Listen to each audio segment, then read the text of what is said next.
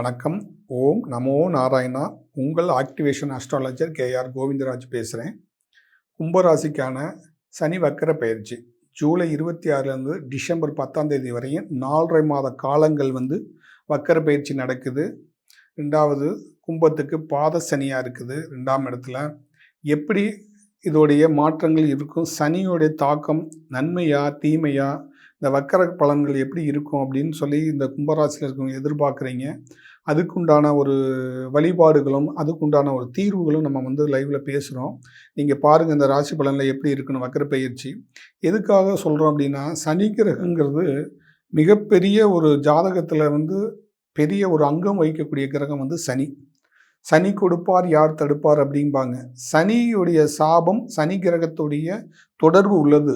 ஒரு ஜாதகத்தில் சனி கிரகத்துடைய பலன்கள் எப்படி வரும் அப்படின்னா, அது கோச்சார ரீதியாகவும் சரி, அந்த கிரகங்களுடைய வழிபாடும் சரி, எந்த மாதிரி நம்ம வாழ்க்கையில் மாற்றத்தை ஏற்படுத்துகிறோம், அந்த கிரகம் உண்மையிலே நமக்கு அந்த சாபத்தோட தொடர்பு இருக்குதா அப்படின்னு பார்க்கணும்.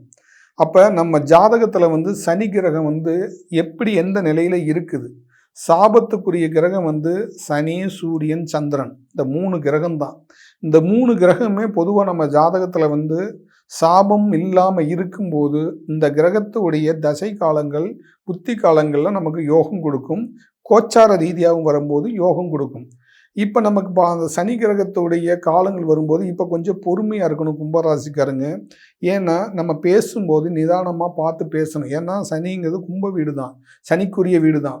ஆனால் அந்த வக்கர காலத்தில் கொஞ்சம் ஒரு சேஞ்சஸ் மாறுமா அப்படின்னா, கிரகங்களுடைய வக்கர காலத்தில் சில பேர்த்துக்கு நன்மையும் நடக்கும், சில பேர்த்துக்கு தீமையும் நடக்கும். இதை எப்படி நம்ம புரிஞ்சுக்கிறது அப்படின்னா, நமக்கு முன்னோர்களுடைய சாபங்கள் நமக்கு ஜாதகத்தில் இருந்தால் கோச்சாரத்தில் சனி வக்கரமாகும்போது அதோடைய தாக்கம் கொஞ்சம் அதிகமாக இருக்கும். நம்ம எடுக்கிற வேலைகளில் தடங்கள் வரும். அந்த தடங்கள்னால நம்ம முன்னேற்றம் இல்லாமல் இருக்கும். கடன்கள் வரும். இதெல்லாம் சனி கிரகத்தினால வர்றது.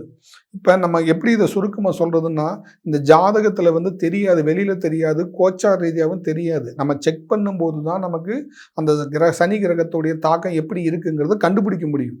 இப்போ அந்த சனியுடைய தாக்கம் சாபம் எப்படி உடம்புல ரைட் சைடும் ஜாதகத்துலேயும் 8ஆம் இடம் 12ஆம் இடம் 2ஆம் இடத்துல சனி பிறப்பு ஜாதகத்தில் இருக்கும்.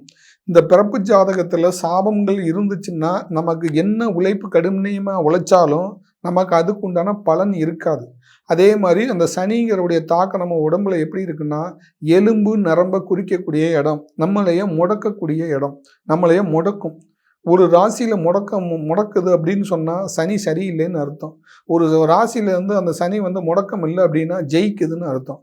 எப்பயுமே முடக்கும் அப்படின்னா சனி கிரகம் போது மௌனமாக இருக்கிறத காட்டிலும் சனி முடமன். அந்த சனி கிரகத்தை எப்பயுமே சனி திசையோ சனி புத்தியோ கோச்சாரத்தில் வரும்போது மெதுவாக தான் நகரும். வேகமாக நகரக்கூடிய கிரகம் சனி கிடையாது. அதனால தான் ராசியில் அதிக நாள் எடுத்துக்குது. அந்த கிரகம் சனி கிரகம் அதிக நாள் எடுத்துக்குது. அப்போ இந்த கும்ப ராசியில் இருக்கிறவங்களுக்கு இந்த கிரகங்களுடைய மாற்றங்கள் நமக்கு பாதிப்பு இல்லாமல் இருக்கணும் அப்படின்னா, அந்த கிரகத்தோடைய வழிபாடு நம்ம ஜாதகத்தில் சாபம் இருக்காங்கிறதெல்லாம் பார்த்துக்கணும். இப்போ ராசியில் கடன்கள் அதிகமாக இருக்கிறது காரணம்னா, கடன் அதிகமாக இருக்க காரணம் தான் சனி கிரகம் தான் காரணம். நம்ம கடன், சண்டை, சச்சரவு, கோர்ட்டு, கேஸ் இதெல்லாமே சனியை குறிக்கும். எதுக்குன்னா அங்கே இழுத்து விடும். இப்போ கோர்ட்டு கேஸ் நடக்குதுன்னு வச்சுக்கோங்க. இப்போ இந்த கும்பராசியில் இருக்கும் கோர்ட்டு கேஸ் கண்டிப்பாக நடக்கும். கேஸ் நடந்துக்கிட்டே இருக்குதுன்னா எப்போ முடியுங்கிறத தெரியாது. அப்போ இப்போ 10 வருஷத்தில் கேஸ் முடியுமா, 15 வருஷத்தில் முடியுமா, எப்போ தீர்ப்பு வரும்னே சொல்ல முடியாது. அது மாதிரி தான் இந்த சாபம் எப்போ நமக்கு தீரும்னே சொல்ல முடியாது. இந்த சாபத்தின் தொடர்ச்சியால் தான் நம்ம வீழ்ச்சி ஆகுறோம். சாபத்துக்கு காலக்கெடு கிடையாது. நம்ம கேஸுக்கு நடத்துறதுக்கு காலக்கெடு கிடையாது. எப்போ நமக்கு தீர்ப்பு வருதோ அப்போ தான் அது வரைக்கும் காத்து தான் இருக்கணும். அதே மாதிரி இந்த சாபம் எப்போ நமக்கு தீரணும்னு நேரம் வருதோ அப்போ தான் நீங்கள் இந்த வீடியோவும் பார்க்க முடியும். ஏன்னா சாபத்தை தீர்க்கணும்னு ஒருத்தர் இருப்பார். அந்த சாப நிவர்த்திக்கிறதுன்னு ஒரு இது இருக்கும். அப்போ தான் அந்த சாப நிவர்த்தி ஆகும். அப்போ அந்த சாப நிவர்த்தி ஆகும்போது தான் நமக்கான தடை விலகும். அப்போ ஒரு கோர்ட்டில் கேஸ் நடந்தாலும் சரி, அந்த கேஸ் மூலிமா ஒரு நல்ல ஒரு தகவல் நமக்கு கிடைக்கும். இல்லை ஒரு பணம் வரணும்னாலும் அந்த பணம் வர்றதுக்கு உண்டான வாய்ப்பு கிடைக்கும். இல்லை ஒரு இடம் விற்கணும்னாலும் அந்த இடம் விற்கிறதுக்கு உண்டான ஒரு சூழ்நிலைகள் அமையும். ஒரு கல்யாணம் முடிக்கணும்னாலும் அதுக்கு உண்டான பணம் கைக்கு வரும். இதெல்லாம் நடக்கிறதுக்கு சனி கிரகம் ரொம்ப முக்கிய காரணம். ஏன்னா சனிங்கிறது சாபத்துக்குரிய கிரகம். அப்போ அங்கே வந்து நமக்கு சனி கிரகத்தினால நமக்கு நன்மை நடக்கணும்னா நம்ம ஜாதகத்தில் சாபம் இல்லாமல் இருக்கணும். கோச்சாரத்தில் சனி வந்து 3, 6, 11 இருக்கணும். இப்படி இருக்கும்போது அந்தந்த சில மாற்றங்களை ஏற்படுத்தி கொடுக்கும். அப்போ இது இருக்கான்னு நீங்கள் வந்து பார்க்கணும். அப்போ நம்ம அந்த சனியோட சாபம் இருந்தால் அந்த சனியோட சாபத்தை நிவர்த்தி பண்ணி காமிப்போம். இந்த சாபத்தினால தான் இவ்வளோ தாக்கம் இருக்குது, இதனால தான் நீங்கள் மேலே வர முடியலைங்கிறத நம்ம நிவர்த்தி பண்ணியே காமிப்போம். அப்போ சாபத்தின் தாக்கத்துலேருந்து நம்ம வெளியில் வரணும்னா நம்ம ஜாதகத்தையும் பார்த்துக்கணும், கோச்சாரங்களையும் பார்க்கணும். இப்போ நம்ம வரிசையாக சொல்லிக்கிட்டே இருக்கிறத காட்டிலையும் என்னென்ன கிரகங்கள் எந்தெந்த இடத்துல இருந்து நமக்கு என்னென்ன மாற்றங்களை கொடுக்குறத காட்டிலையும் நம்ம பிறப்பு ஜாதகத்தில் வந்து கிரகத்துடைய தடை எங்கே இருக்குதுன்னு பார்த்து அந்த தடையை நம்ம வந்து நிவர்த்தி பண்ணணும். அதுக்குண்டான ஆக்டிவேஷன் பண்ணணும். அப்போ தான் நம்ம வந்து காரியம் சக்ஸஸ் ஆகும். அப்போ தொழில் பண்ணுறதா இருந்தாலும் அந்த இடத்துல வந்து எந்த இடையூறும் இல்லாமல் நம்ம தொழில் பண்ணணும்னாலும் சனி தான் மெயின் காரணம். அப்போ நம்ம தொழிலில் வந்து எந்த பிரச்சனையும் இல்லாமல் இருக்கிறதுக்கு அதான் காரணம். நம்ம உடம்புல நோய் நொடிகள் வராமல் இருக்கணும்னா சனி தான் காரணம். நமக்கு சாபம் இருந்துச்சுன்னா நோய் ஆட்டோமேட்டிக்காக நம்மளை டச் ஆயிரும். கடன் கொஞ்சோன்னு இருந்துச்சுனாலும் அந்த கடன் வந்து பெரிய கடன் ஆயிரும். இது வந்து சனி கிரகத்தினால சாபத்தினால ஏற்படக்கூடியது. ஒரு வீட்டில் வந்து கடன் உருவாகுது, பிரச்சனைகள் வருது அப்படின்னா அங்கே சனி. அப்போ அதனால வீட்டில் பேசிக்கிட்டு இருக்கும்போது கூட சொல்லுவாங்க, சனியும் பிடிச்சவனேன்னு தான் சொல்லுவாங்க. வேறு கிரகத்தை இழுத்து பேச மாட்டாங்க. அப்போ சனி வலிமையான கிரகம். அப்போ நம்ம நாவலையும் வருவார், நம்ம பேச்சிலையும் வருவார், நடைமுறையிலையும் வருவார். இதுவெல்லாம் சனி கிரகத்தினால வரக்கூடிய விஷயங்கள்.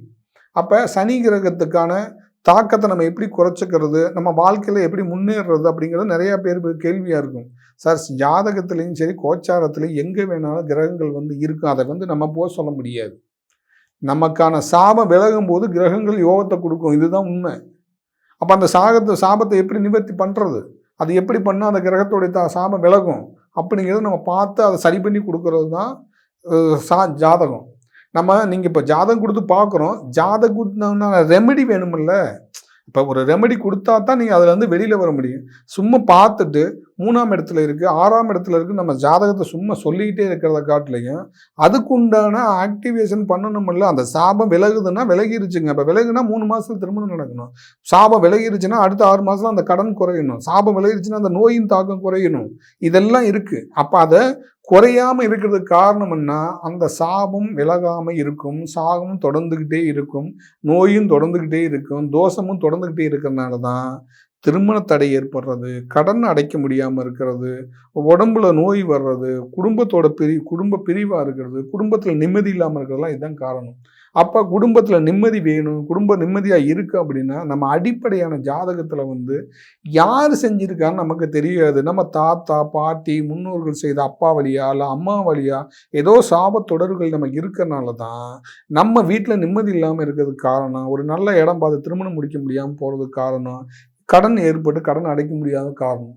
ஒரு சில பேர்த்துக்கு வந்து வசதிகள் இருக்கும், காசு பணத்துக்கெலாம் குறைக்கும், ஆனால் திருமணம் நடக்காது. எதுனா சாபம் எப்போ ரிலீஸ் ஆகுதோ அப்போ தான் கிரகம் வந்து கைகூட வைக்கும், காரியம் கைகூட திருமணம் நடத்தி வைக்கும் சனி. அங்கே வந்து அங்கே சாபம் இருந்துச்சுன்னா எவ்வளோ பணம் இருந்தாலும் அந்த கிரகத்தை மீறியும் குருவுடைய புத்தியோ குருவுடைய காலமோ வந்துருச்சு, இப்போ திருமணம் பண்ணாலும் கரெக்டாக வந்து அங்கே லாக் பண்ணிடும் சனி கிரகம். அந்த போய் அவங்களே ஆட்டோமேட்டிக்காக மாட்டிக்குவாங்க. அவங்க செய்ய மாட்டாங்க, ஆனால் அவங்க இந்த கிரகம் போய் மாட்டிடும் அந்த சாபத்தில். அப்போ அங்கே கல்யாணம் முடிஞ்ச ஒரு 6 மாதத்தில் பிரிஞ்சிருவாங்க. 6 மாதத்தில் டைவர்ஸ் ஆகிரும். ஒரே வருஷத்தில் என்ன நடந்தாங்கல ஒரே வருஷத்தில் பிரிஞ்சு வாழ்வாங்க. குடும்பத்துக்குள்ளே ஒரே பிரச்சனையாக இருக்குங்க. இது எல்லாமே வந்து இந்த கிரகங்கள்னால வர்றது தான், சாபத்தினால வர்றது தான். எப்பயுமே இந்த ஒரு திருமணம் பண்ணுறோம் அப்படின்னா மெயினாக வந்து சாபம் இல்லாமல் இருக்கணும். அதுதான் வாழ்க்கையில் வந்து என்ன சூழ்நிலையாக இருந்தாலும் வாழ்க்கையை வந்து உயர்த்தும். ஒருத்தருக்கு ஒருத்தர் வந்து சண்டை சச்சரவாக இருந்தாலுமே அவங்க ஒன்று கூடிடுவாங்க. ஆனால் சாபம் இருந்துச்சுன்னா ஒன்று கூடவே முடியாது, பிரிவினையை தான் ஏற்படுத்தணும். அது இங்கிட்ட இருக்கலாம், இங்கே மாப்பிள்ளை சைடாக இருக்கலாம், பொண்ணு சைடாக இருக்கலாம், இதெல்லாம் இருக்கும். இந்த வக்ர காலத்தில் கிரகங்கள் வந்து பலம் கொஞ்சம் கம்மியாகும், அதோடைய ஸ்பீடு வந்து கம்மியாகும். அங்கே குரு பார்வை வரும்போது என்ன ஆகுன்னா தடையை ஏற்படுத்தும் போது அந்த குரு வந்து தடையில்லாமல் கொண்டு போகிறதுக்காக சப்போர்ட் பண்ணுவார். அந்த சனியை வந்து கொஞ்சம் டவுன் பண்ணுவார், அப்படியே லைட்டாக ஷேக் பண்ணுவார். அப்படி பண்ணும்போது சனியோடைய தாக்கம் கொஞ்சம் குறையும் குரு பார்வையால். அப்போ நம்ம என்ன செஞ்சுக்கணும், எப்படி அதை மாற்றிக்கணும், எந்த மாதிரி கொண்டு போகணுங்கிறது ஒரு வழிகாட்டி நமக்கு வேணும். அப்போ அந்த வழிகாட்டுதலை வந்து உருவாக்கும்.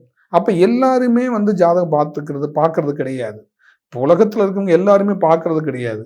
பர்டிகுலராக இப்போ 8 கோடி பேர் இருக்காங்கன்னு வச்சுங்க. 8 கோடி பேருமே ஜாதகம் பார்க்கறது கிடையாது. அப்போ நல்லா இருக்கிறவங்களுக்கு அவங்க ஜாதகம் பார்க்க மாட்டாங்க. அவங்களுக்கு சூழ்நிலை மாறி இக்கட்டான காலகட்டங்கள் வரும்போது தான் ஜாதகத்தை தொடுவாங்க. அது அவங்களுக்கு ராசி தெரிஞ்சிருந்தாலும் சரி, ராசி தெரியலைன்னாலும் சரி, அவங்க எந்த ஒரு குரூப்பாக இருந்தாலும் சரி, அவங்களுக்கு அந்த நெருக்கடிக்கான வரும்போது தான் அவங்க ஜாதகத்தை தொடக்கூடிய காலங்கள் வரும்.